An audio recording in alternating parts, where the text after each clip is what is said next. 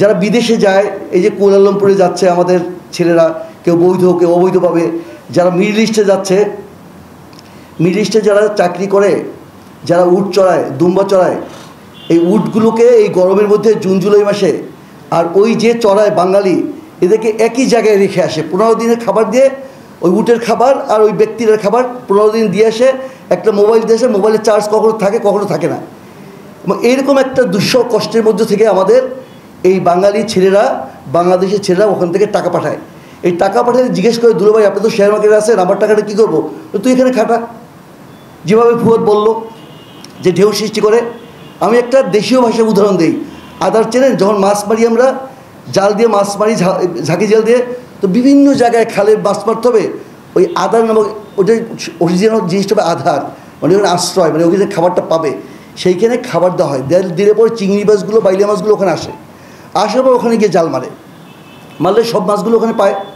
তো এই শেয়ার মার্কেটে এই যারা জুয়ারি, তারা এরকম করে আর্টিফিশিয়ালি এইটাকে বাড়ানোর পরে যখন আমরা সাধারণ মানুষ আছে, এই যাদের কথা বললাম, তারা এখানে তাদের সব মানে সারা বছরে, সারা জীবনের ইনকামটা এখানে সে ইনভেস্ট করলে পর এই টাকাটা তখন এই জুয়ারিরা নিয়ে যায়।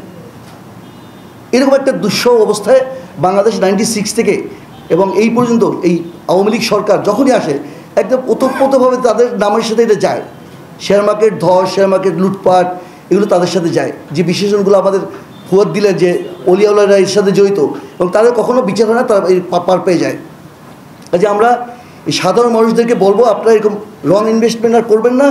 আর যদি আপনাদের, যেটা আমাদের সদস্য সচিব, যুগ্ম সদস্য সচিব বললেন ব্যারিস্টার ফুয়াদ, যে আন্দোলন বহুবার করেছে, 96 থেকে শুরু করে বহুবার আন্দোলন করেছে, তাদেরকে পিটাইয়া উঠাই দিয়েছে, কারণ মামলা হয়েছে, এগুলো অনেকবারই হয়েছে। আওয়ামী লীগ সরকার কতটা নির্দয়তা আপনারা দেখতেই পাচ্ছেন, পলিটিক্যালি কীভাবে তারা সহিংস।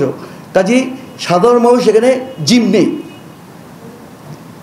যেটাকে বলে লার্নড হেল্পলেসনেস। এই মানুষগুলো আর কথা বলতে, শাউট করতে, আন্দোলন করতে ভয় পাচ্ছে, সাহস পাচ্ছে না। তারা দৌড়ানো ভুলে গেছে, তারা শাউট করতে ভুলে গেছে। এরকম একটা দুঃসহ অবস্থায় আমরা বর্তমানে আছি।